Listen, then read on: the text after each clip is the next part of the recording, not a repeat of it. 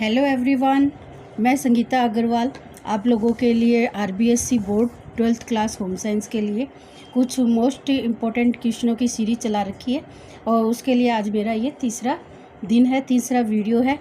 कल मैंने आप लोगों को यहाँ तक बताया था कि स्तनपान कितने प्रकार के होते हैं। तो मैंने आप लोगों को बताया था कि ये दो प्रकार के होते हैं, एक तो मांग स्तनपान और एक समय स्तनपान।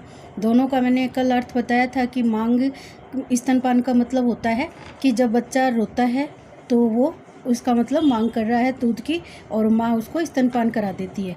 समय के अनुसार स्तनपान का मतलब होता है कि 2 या 3 घंटे का समय वो माँ बांध लेती है और उसके अनुसार ही बच्चे को स्तनपान कराती है।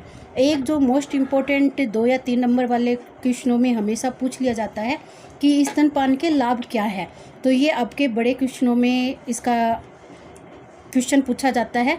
तो मैं इसमें आपको बता रही हूँ कि माता का दूध है वो स्वच्छ और जीवाणु रहित होता है। सबको पता है माता के दूध में लैक्टोज की मात्रा सबसे अधिक होती है। सभी प्रकार के पौष्टिक तत्व पाए जाते हैं। सही तापक्रम पर उपलब्ध होता है जिसको हम गर्म करने की आवश्यकता नहीं होती है। लैक्टोफेरिन प्रोटीन पाई जाती है इसके अंदर। ये भी छोटे क्वेश्चन में पूछा जा सकता है। दूध तैयार नहीं करना पड़ता है। स्तनपान से शिशु की मृत्यु दर है वो कम देखी गई है। गर्भ निरोधक में भी ये स्तनपान है एक सहायक प्रक्रिया है। एक आपका प्रश्न ये भी बहुत बार पूछा जा चुका है, पूरक आहार क्या है। पूरक आहार वो आहार होता है जिसमें बच्चे को दूध के साथ अन्य तरल पदार्थ, अन्य ठोस पदार्थ दिए जाते हैं। उसे हम क्या कहते हैं, पूरक आहार कहते हैं। जैसे दूध के साथ शिशु को पूर्ण तरल भोज्य पदार्थ, फलों का रस, दाल का पानी, अर्ध ठोस आहार में सूजी की खीर, पतली खीर, खिचड़ी, दलिया, ठोस पदार्थ में मुलायम मसला हुआ केला आदि दिए जाते हैं। ये सब क्या कहलाते हैं, पूरक आहार कहलाते हैं। आगे हमारा प्रश्न है कि शिशु को पूरक आहार देते समय किन किन बातों का ध्यान रखना चाहिए। देखिए, ये आप लोगों के जितने भी आहार नियोजन वाले चैप्टर हैं उन आहार नियोजन में एक तो शिशु को पूरक आहार देते समय सावधानियां हो गई, फिर बाल्यावस्था में आहार देते हुए सावधानियां, फिर गर्भावस्था में। यानी ये एक क्वेश्चन आपका 3 नंबर या 4 नंबर का फिक्स है ये कि एक प्रश्न आना ही है। तो आप लोग अगर एक प्रश्न को भी ध्यान से अगर देखते हो तो आपकी अच्छी तैयारी हो जाती है।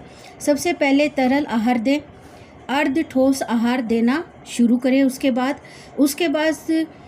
ठोस आहार देना शुरू करें। यानी सबसे पहले बच्चे को जब पूरक आहार देना शुरू करते हैं 6 महीने के बाद तो तरल आहार से करना चाहिए। उसके बाद उसे थोड़ा ठोस आहार, अर्ध ठोस आहार देना चाहिए और सबसे बाद में उसको ठोस आहार देना चाहिए। पूरक आहार स्तनपान कराने से पूर्व देना चाहिए ताकि बच्चा उसको अच्छे से खा सके। बच्चे को अलग अलग तरह के भोजन देना चाहिए, बिना मिर्च मसाले युक्त भोजन देना चाहिए। नया आहार कम मात्रा में ही देना चाहिए, एक बार में केवल एक ही नया भोजन देना चाहिए। नमक व शर्करा की मात्रा कम रखनी चाहिए। कांच के बर्तनों का प्रयोग नहीं करना चाहिए। बर्तन सादे व स्वच्छ साफ सफाई का हमें विशेष रूप से ध्यान रखना चाहिए। एक आपका मोस्ट इम्पोर्टेंट क्वेश्चन आ जाता है, पाइका क्या है। तो पाइका का अर्थ होता है कि जो भी बाल्यावस्था के, पूर्व बाल्यावस्था के, उत्तर बाल्यावस्था के बच्चे होते हैं वो अपने माता पिता से छिपाकर कुछ अखाद्य पदार्थ खा लेते हैं। अखाद्य का मतलब है जैसे मिट्टी, चूना, पेंट, कागज़, मोम, इस तरीके की चीज़ें उठाकर खा लेते हैं। इन अखाद्य पदार्थों को खाने की जो तीव्र उत्कंठा बच्चों के अंतर्गत होती है वो ही क्या कहलाती है, पाइका कहलाती है। लड़कियों के वजन में वृद्धि वसीय ऊतकों की बढ़ोतरी के कारण होती है।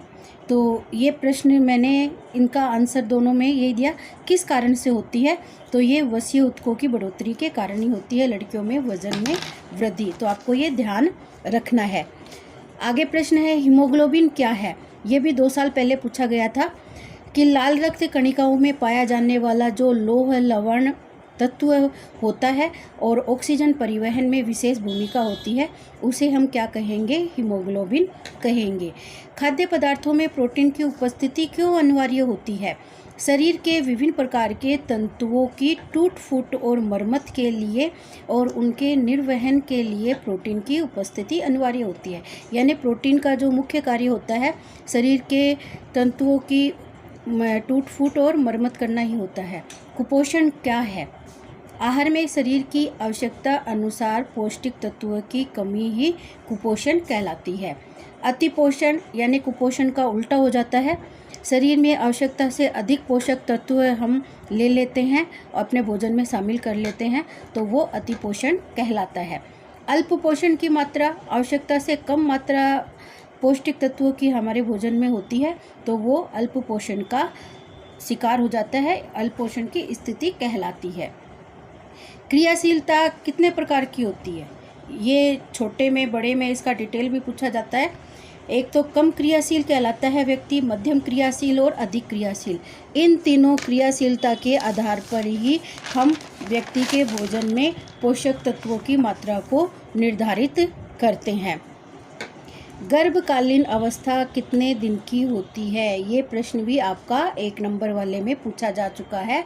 तो 9 माह 7 दिन की होती है या इसे हम 40 सप्ताह की अवस्था भी कह सकते हैं। दोनों तरीक़ों से लिखोगे आप तो आपका सही होगा, गलत नहीं होगा। गर्भकालीन अवस्था को कितने भागों में बांटा गया है? गर्भकालीन अवस्था है वो 3 भागों में बांटी गई है। पहली हम बोलेंगे डिंब अवस्था, दूसरी भ्रूणावस्था, तीसरी है गर्भस्थ शिशु की अवस्था। गर्भावस्था होती है वो 2 सप्ताह की होती है, आपको ध्यान रखना है। और जो भ्रूणावस्था है वो 15 दिन से 2 माह तक की अवस्था को कहा जाता है और गर्भस्थ शिशु की अवस्था है वो 3 माह से जन्म तक की होती है, वो गर्भस्थ शिशु की अवस्था कहलाती है। तो ये अलग अलग करके भी पूछा जा सकता है। एक है ओडिमा क्या है? ओडिमा का मतलब सोजन होता है जो गर्भावस्था में महिला को आती है। तो इसका उत्तर आप इस तरीके से दे सकते हो कि उत्को और अंतःकोशिकीय स्थानों में एक प्रकार के तरल के भर जाने से संबंधित अंग में सूजन आ जाना ओडिमा कहलाता है। तो मेन इसका उत्तर यही है कि जो गर्भावस्था में आने वाली सूजन होती है उसी को ही ओडिमा कहते हैं। तो आज के लिए इतना ही काफ़ी है और कल मैं इसके आगे के और क्वेश्चन बनाऊंगी, इम्पोर्टेंट क्वेश्चन।